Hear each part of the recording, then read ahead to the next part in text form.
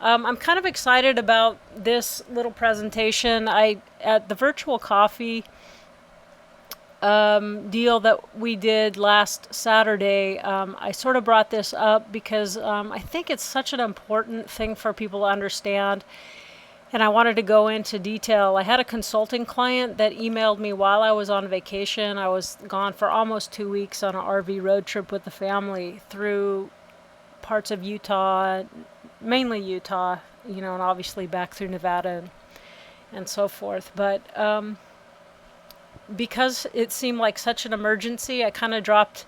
I just made sure that I made time for her. And so I kind of just wanted to share this process with you because maybe some of you are out there in a position to help other people. I want you to, maybe it's helpful for you to see how I respond and deal with clients. And so that if this is something that you want to do also, you can just see at least my version of how I do that. Let's see. So here's my email that I got from Betty. And, my vacation response said, hey, I'm gone for a long time. But if you have an emergency, let me know. I do check emails every now and then. So this is the email that she sent. Just this one part. She said, she didn't say anything else. They want me to be in second position because the person putting up the money for the down payment, 50%, is not the person who is buying the property. So I had to infer that she was the seller and had listed her property. I would like to carry the note for the remaining $420, but I wonder if there is any danger if the buyer defaults because there would be two of us he owes money. Who gets the property? We are supposed to close Friday. And so the fact that she's emailing me like on a Tuesday and she's supposed to close Friday, and she doesn't know a thing about what she's doing, I'm like, uh-oh, this is danger zone. Plus, I have a soft spot for elderly people, and I hate for them to get taken advantage of because, usually the sale of their home is what they're living on the rest of their lives. So I had said, hey, I'm available to chat. If you want to hire me, I do it by the hour or by retainer.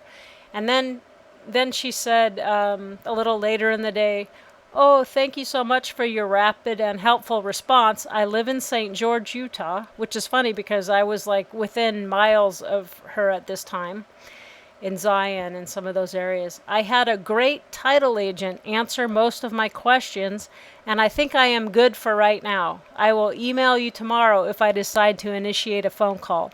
I am grateful to you for taking time out of your vacation to email me. So she is all worried, and she found me, and then she talked to the title agent and felt like all her questions were answered and that she probably didn't need my help after all. And I'm like, okay, that's fine. I was hoping that there was something I didn't understand about the deal structure. But anyway, this is what she had. The sales price, she put it on the market, and I didn't have time to type this in, but the background is this little lady has a husband, I don't know, she sounds like she's in her 70s or something like that, and her husband has Alzheimer's. And so what they want to do, I guess it's kind of getting out of hand and to the point where she needs some help. So she wanted to move to California, down in the Dana Point area. I forget what else it's called down there. Anyway, her daughter, San Clemente. Her daughter lives down in San Clemente, and they wanted to move close to there, and there was some sort of a retirement community that she and her husband could do this initial buy-in, with the equity that was left in their home. This is the equity that was left in their home here after the existing bank loan that was about $300,000. They should take this money and buy into this retirement community for her and her husband, so she could just be next to her daughter and also have help from the community in taking care of herself and her husband. So that's what they were trying to do. They listed it with an agent, put it on the MLS for $820, fully furnished. They were going to leave all their furnishings because they didn't need it where they were going. So within 48 hours, so 2 days later, they get a full price offer. How happy is that? Isn't that great? Anyhow, full purchase price $820, but here it is no down payment, 0. he's going to say, but I am going to give you 420,000. First it was going to be 400 and she would carry 420. Then somehow it changed to now he's going to give her 420 and she'll carry 400. So basically this is 100% financing. He has no down payment. So there's no protective equity up here that I can put for the buyer's down payment. But, you know, she was really excited that she was going to get 420 now, and then she was going to get 400,000 later within 4 months. But the thing is, if this was a down payment, then that would be one thing. But this is a hard money loan. So instead of having this nice, I'm sure the financing on this was really good. You know, I'm guessing somewhere 4, 5, 6%. Instead, they were going to put a first hard money loan there. Okay, so the hard money lender comes in first position, and then she would be carrying most of her equity and a second position loan. Okay, 400,000. Interest rate, I want to say it was around 7% interest only, making the payments on this part, not on this part.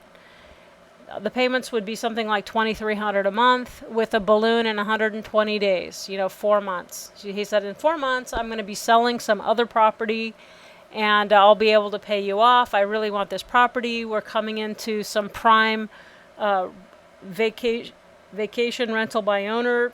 There's a lot of people coming into St. George for races and other things, and he really, really wanted to own it as a vacation rental. And so she was so excited because now her problem was solved. She could go to California and everything would just be great. She just didn't have to worry about anything. And I'm like, wow, okay. So if you have any comments, please remember to use the little chat feature if you can't talk with me. So that was the deal structure, and then something happened. She just decided, I think I really would like to talk to you. I'll pay $175. That's what I charge for 45 minutes worth of one-on-one. And if after talking to me you think it's in my best interest to continue, I'll pay you the retainer fee. Here's my phone number. I'm available. Blah blah blah. And then so then I was emailing her back something in between, and then she got even more uptight, concerned, and then she wants to say, how about I just pay you double your standard retainer fee? So I'll pay you, I won't just pay you $495, I'll pay you $1,000 if you'll just help me while you're on vacation, because I'm getting really nervous here. She must have gone onto the website and seen my little money buddy scenario. It's one of the, I think a couple years ago, I talked about this particular strategy to watch out for. But, my husband has Alzheimer's and I need to put him in a care center. We want to go to California to be near our daughter. I might be a good advertisement for your services as well. Thanks for being so willing to help. I know it's not fair to break in on your vacation. So here she's being very cute and saying, I'll pay you double and I'll talk good things about you, because she's, feeling nervous. So anyhow. So let's go back to this. I really like making these visuals, at least for myself, because it looks fun and seems like a good way to show. But what happens if he defaults from day one? Okay, so we gotta, if he defaults, it's not just on her note in second position, it's on the hard money loan, which could be a good friend of his, right? He's like, they're cutting him in on the deal. So let's say the loan amount's $420, interest rate 12%. So making an interest only payment $420. So for 12% loans, I find it really easy to hurry up and figure out what the payment is, because all you got to do is move the decimal over 2 places. So you start over at 420,000 and go 1, 2. And then that's what your monthly interest only payment is. So $4,200 a month. I would guess a late fee of at least 6%, so $252 a month. I would bet it's a short-term balloon, anywhere from 6 to 12 months. And who knows? Does he have a prepayment penalty on there? Is he charging? Maybe there's a 1-year prepay. and that she doesn't even know about, but this is the loan that she could inherit. So I said, you need to know. And in fact, you need to not only have a copy of, but you would need to approve the loan rate and terms, because you could inherit this note that will then be securing, your property, that you would, if you had to foreclose, you would inherit this loan. Instead of your nice cheap little bank loan that you had, you would have this expensive $420,000 hard money loan. So what if they already knew that he was going to default? So what if they made the interest rate 18%? What if they made the late fee $500? Maybe they made a huge hefty prepayment penalty for a year. So it could be really, really nasty and eat away a lot of her equity. But, I said, so what is it that the nice title lady told you that made you feel so comfortable about this deal? And she says, well, she explained to me how it all works, how there's a note and a deed of trust, and there's a servicing company, and that I will get notified if he goes delinquent on his first position note. And if he does, all I got to do is pay that guy back the money they already gave me, and I'll get the property back. I don't think she's counting in how quickly the interest, and so nobody explained to her that, there's potentially really high interest and penalties on this loan. So it's not just a matter of taking the $420 and then paying $420 to get it back. It could be a lot worse than that. Right? In fact, she's not going to have $420 to pay back, because she will have paid off her bank loan. So she won't even have that money liquid cash to pay back. The most she could do is cure the default and keep it current while she resells it. So anyway, but she told me that I'll be notified and I can just pay it off if I need to. And then I'll have a note and deed of trust, and we'll have a note servicing company. And then the buyer, he's going to pre-notarize, pre-acknowledge a deed in lieu of foreclosure, so that he promises, and he's already signed the paperwork, to give the property back to me if he defaults. So that's what made her feel really, really cozy and comfy. And so anyway, let's just say she did get the notification. It might take 1 or 2 months for her to be notified if there was a first month default, meaning he bought the property and never made any payment thereafter. So by the time she figures it out, we're probably 2 months in. By the time she gets the deed in lieu recorded, and by the time she gets the property rekeyed, let's say it took her the whole 4 months to figure out. Remember, she's got a 4-month balloon on this. What if it took her 4 months to get possession of the property again? In 4 months, if this hard money loan had been delinquent for that whole time, take four payments, 4 late fees, not even counting any other, big penalties they could have had on there, she would owe $17,000, call it $18,000. She would owe him $420 plus $18,000 to pay him off completely. But just to cure him, she'd have to come out of pocket $18,000, and she'd have to keep paying $4,200 a month to keep him current, while she gets the property sold again for real this time. Okay, any questions, comments? Okay, who loses upon default? Not the buyer. He took no money out of his pocket to take title to the property. He has complete control. He's on title. For no money down. He could rent out. Now, if he was a guy that had some other kind of collateral, right? And we'll talk about that in a minute. I mean, does he have another note? Could he assign her a note? Could he cross-collateralize her second here with a second on another property that he owns with some equity into it? Or does he have a really good reputation? Who is this guy? Some people, they can do no money down, and I think it's a reasonable risk because of their character and their reputation in the community. Or maybe they've been a tenant or a property manager for 30 years. Okay, but so far he has no reputation equity. He's not putting up any money, and no additional collateral, no additional security for this lady's equity that she's, getting ready to offer him. So he could rent out this fully furnished home on vacation rental by owners for a solid 4 months. So maybe, I mean, I have no idea. I know that some friends of mine through Airbnb, Air Bed and Breakfast, they rent out a couple of rooms and not even a whole house, and they make like 4 or 5,000 a month. So say this guy could make 10, 15,000 for 4 months, so he can make 40 or 50,000 for 4 months before the little old people who have now moved to California can, get it back from him. And if he made no payment, so he could pocket all that money, from renting it out.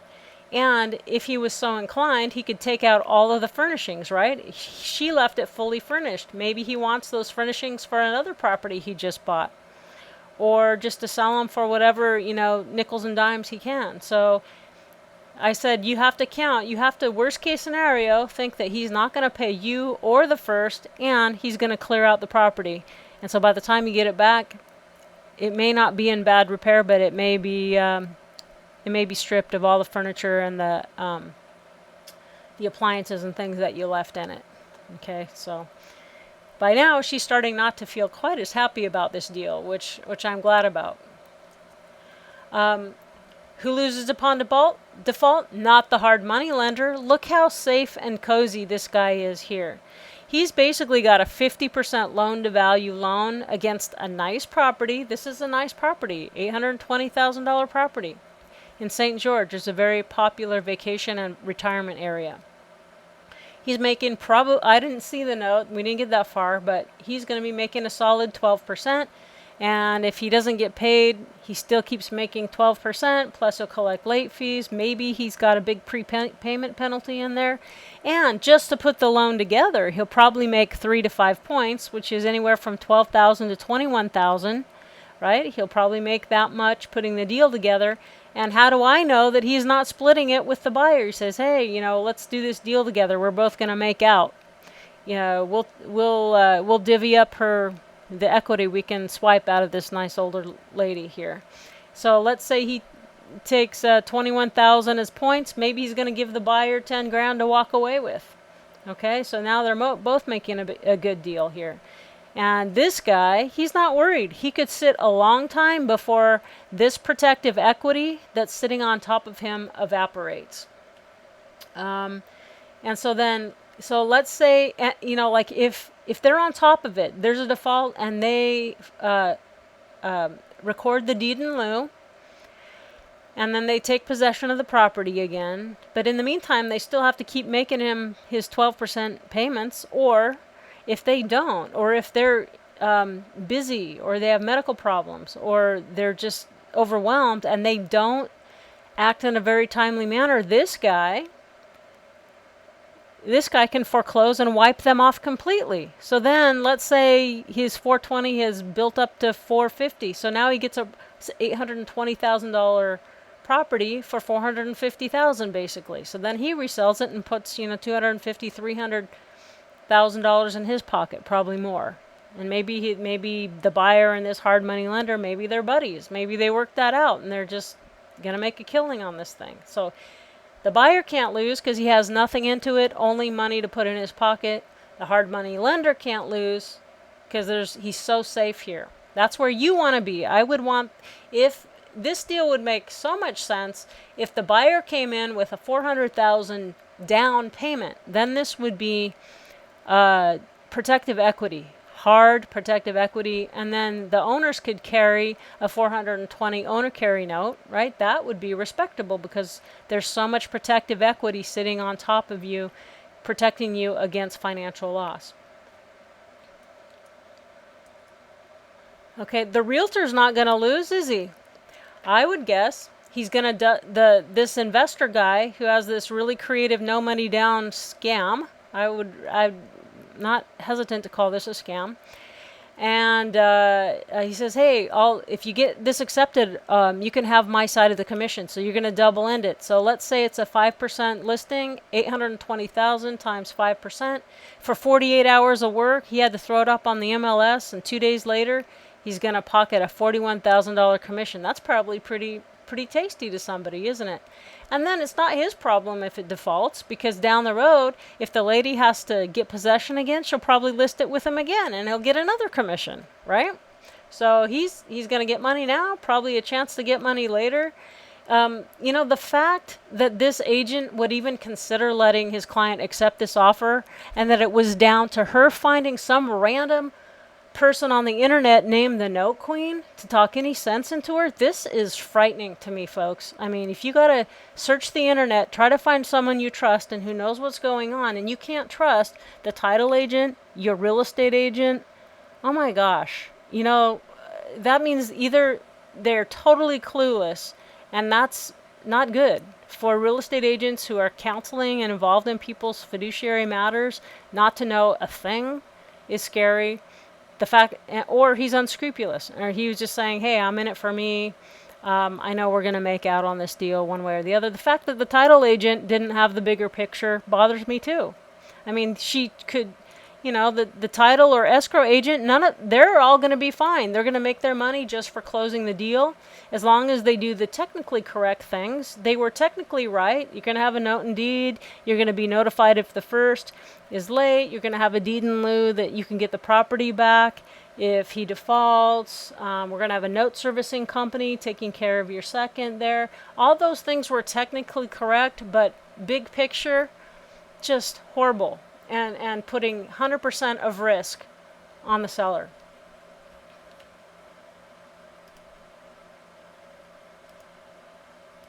Okay, questions?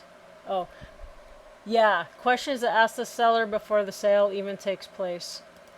I guess I didn't see that soon enough. Sorry, Ken. I don't know why this thing goes out of things, but gosh, just crazy. Sorry about that. It's a little clunky. I wish I could talk to you guys. I really miss it when I can't hear your voices. Okay. So the seller, if there's a default, the seller who would then become a note holder takes all of the risk and is the only one who will lose. So let's say they take the $420,000, which is not a down payment. This would be very respectable if this was a down payment. Instead, this is a hard money loan. They'll pay off their low interest rate bank loan, pay their realtor and closing costs, and leave town with $62,000. So take $420,000.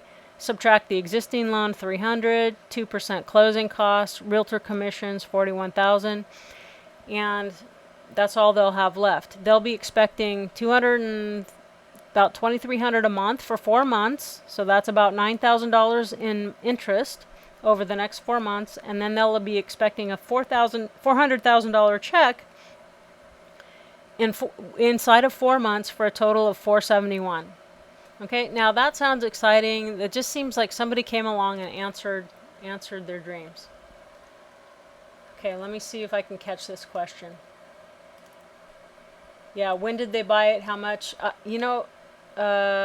don't know when they bought this property. I think they've lived there for a long time, Ken. The sellers, I think is what you mean. Yeah. So, which means they'll probably also have capital gains, right? Because anything over 500,000, yeah, yeah, you read my mind right there. Is there a gain over 500,000 because of taxes? Yeah. So even though this is their primary residence and they're a married couple, their maximum exclusion, homeowners exemption from capital gains is 500,000. If there's any other nuances above and beyond that, I wouldn't know. But yeah, good point. So I'm not even counting that, and we've got to factor that in, obviously. So so they're expecting all this thing for their problem next. Okay, so then I talked to her and I explained all of these things, and this is really long. The next few slides is just what I told her, and I said. And this is what's going to be on the blog post in print form, because I know this is probably a lot to look at right here, but I was basically so freaked out. I spent that 45 minutes with her on the phone, and after that I couldn't quit thinking about it, because I just kept thinking of more and more things. And then I would call her back, and a couple times I called her back. I said, Betty, one more thing. And then I go, oh, she's never going to remember all this. So I finally sat down and, I spent probably 20 minutes writing her out a long email that just summed up our conversation so that I documented everything that I think she should think about and what she should do. So basically, before I lose Wi-Fi, because I wasn't always in a place where I had connection and stuff, I just wanted to follow up. Okay, number one, if you're going to accept this deal, here's what I want you to do. Ask for additional security for the note. If he's a real estate investor and he says he's waiting for some property of his to sell up in Park City, well, great. Let him cross-collateralize your second loan with your second note with a property he owns. Let him pledge additional collateral. You can cross-collateralize the note with something else he owns. And if he owns a $500,000 property in Park City that he's getting ready to sell, great. Maybe there's a $300,000 loan on it. I want him to have $200,000 in equity in any property he pledges as additional security. Okay, so if he's a big real estate investor, I'm sure he has one or more properties that can get you an extra $200,000 in security. So that way, like if we go back to this picture, if I cut and pasted this picture, if this was sitting side by side, so then the second loan that she has carrying secured by her own property that she just sold, let's say she also was cross-collateralized on another property that he owned. Let's say he owned a property, over here, and he had a bank loan against it. Well, maybe she should also cross-collateralize and ask for his equity up here as additional security. So that's what, I was talking about. And that way, if he defaults, you'll not only get your own property back, but you will also be able to foreclose on another property he owns so you can be made whole. It is his way of having some skin in the game since he doesn't want to put down any cash. If he has no cash and no additional collateral with lots of equity to pledge, then he shouldn't be investing in an $800,000 vacation rental. So that was just, Number two, not only additional collateral, if he signs the note and deed in the name of an entity, which he was, an LLC, I said make sure he also provides a personal guarantee with his personal name and social security number. That way you can get a judgment against him personally and it will affect his personal credit report. An LLC can be stripped of assets easily and you will have no way to collect. I had a client that I wasn't involved in the owner financing, but they asked me to help them when they were defaulted upon. They had 4 notes with an LLC out in, I guess, Missouri somewhere. So they just wanted me to help them manage the whole thing. And so I did. And what I saw was how easy it was for these LLCs that were doing all this business and borrowing all this money from borrowers to strip the entity. So there was nothing to sue. There was nothing to collect. By the time you got around to getting a judgment, the LLC, the entity would be empty. It would be dry. And so I wanted him to have his personal name and social security on the line, not you. So this is actually true. Like if there's a business note, many times business notes are signed in the name of an entity. You always want a personal guarantee. The only time I've seen people not care about a personal guarantee is if they're really, really unconcerned. They're just making a collateral loan. Let's say basically their security for the note is the value of the property. So a lot of rehab flippers, they're flipping in the name LLC or a corporation, and they frequently are not asked by the private lender to sign a personal guarantee. But I think it's a good idea, and especially on a higher loan to value sort of situation, I always want a personal guarantee. So Ken.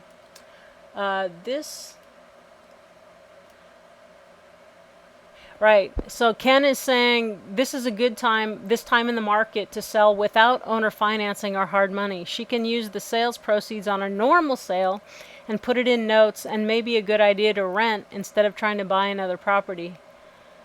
Yeah. The only thing with her on this is that with a husband with Alzheimer's, she can't handle him alone anymore. So she needs to be in kind of like an assisted living facility. But I totally agree. Maybe she should live with the daughter and they can hire someone to live in and help. That would probably make a whole lot more sense. She needs to talk with her tax accountant. That's true. I told her she needs to do that. Here's another deal I didn't even think I put in here, but if she has to foreclose and take it back, her property tax basis will be a whole lot higher. So the property taxes she will owe during that time she repossesses it will be higher, because right now her property taxes are based on about a $400,000 or $500,000 value. She would foreclose and take it subject to much higher property taxes. So that's another thing. Need for medical care for her husband. She is clearly not up to speed for this. Truly. So this is frightening. So Ken, you can totally see that she's not really up to this, and that nobody in her personal world, only some weird person off the internet, me, had a 45-minute chat with her and a follow-up email and changed the course of the whole thing. It's a little frightening, isn't it? It's really, I was trying to get her to see there's so much to think about. So anyway, personal guarantee number 3, I want you to get and keep a copy of the note to the first lien holder, because you may be inheriting that note in the case of default. You want to make sure it's something you can live with. I told her, make sure the interest rate's not more than 12%. The late fee should not be more than 5 or 6 with a 10-day grace period. There should be no prepayment penalty, and you should have no shorter than a 6-month balloon, preferably 12 months, because let's say it takes her 4 or 5 months to get the property back. She needs to have time to resell it. It might take her 4 to 6 months to sell it. So if there's a short-term balloon, that hard money lender could start foreclosing and file an NOD, a notice of default, against the property before she even, has the chance to let the normal real estate market sell it. So we want at least a 12-month, because then she could get the property back and have time to sell it. She doesn't want to be forced to sell quickly at a discount because the first lien holder has started foreclosure. 4. I also said, have the first 4 months worth of payments to the first lien holder withheld and prepaid at closing. So if you do the first 3 things, also make sure he's prepaid out of proceeds at closing, so that there's no way that it'll go delinquent while they're waiting for their second loan to mature in 4 months. Number 5, make sure, these are just basics, make sure you're listed as additional loss payee mortgagee on a hazard insurance policy, because the first lien holder is going to be listed as the additional or the mortgagee or loss payee, but she should also be listed on that. It's kind of a hassle, because if there's a claim, it will be paid out to 3 people: the named insured, the first lien holder, and the second lien holder, and that could be quite a challenge to cash that check, if not everyone is in agreement. 6, make sure you're issued a lender's title policy like the private lender will be. So she would have a lender's policy insuring her in second position. The private lender would have a lender's title policy insuring him in first position. And then I just kept worrying about it, and I said, you should be able to walk away. I said the deal structure puts all of the risk on you. The buyer has none, private lender has none. Doesn't make sense. If he knows he can close with all the cash in 4 months, then give him a lease option. That way the existing bank loan doesn't need to be paid off. You can leave it there, because it's a cheap loan, right? And her tax basis won't go up. His lease payments will cover the mortgage. You'll stay on title, so there's no foreclosure or deed in lieu. Tax basis will not be higher upon default. His option payment should be more than what it would cost you to refurnish the home, or $50,000, whichever is greater. So I said, hey, give him 4 months to pay it. That's fine. But let him have some skin in the game. Give him access to the property and make him pay 5% of the purchase price, or what it would cost you to refurnish your home to sell it again, whichever is greater. So anyhow, that's just what I thought made a whole lot more sense. What I just said is like, look, he can get all this property, rent it out, strip the property, and you're going to not be happy. Anyway, I I just said, best wishes. I want you to have the best chances of getting the results you're looking for. Keep me in touch. Keep in touch. I want to know how it all goes down, because she didn't think she wanted to pay for too much more help. And I was kind of glad, because I was going to go where I didn't have Wi-Fi anyway, and I'm going, well, I did the best I can. Anyway, the next day, I told the buyer I needed to do a lease option because I couldn't give up first position. He said, great, he really wants the property and he'll do whatever it takes to get it. Maybe my price was too low, lol. Anyway, looking good. You can rest easy and enjoy your vacation. I'll let you know when it closes, but I think we are good. Thanks again and again for your help. And I emailed right back, great, that makes more sense. If he's going to come up with a decent option payment, I wonder why he didn't have any down payment in the first place. Thanks for letting me know. I was thinking about your situation in the night, and maybe I take my work a little too seriously. Because seriously, when I woke up, because it was hot, it took me a half hour to quit thinking about this deal and worrying about her. Because then I'm going, oh my gosh, she's going to get... anyway, she's going to have to pay closing costs and realtor fees all over again, and she's going to be stressed. She has her poor little, Alzheimer husband. The next day, so this is Friday finally, or something like this. Just keeping you updated, my buyer seems to be having trouble getting his money together. That's funny. He was really hot to deal with giving me $400,000, but now that it's a lease option, he can't seem to find $60,000, which is what she evidently asked him for.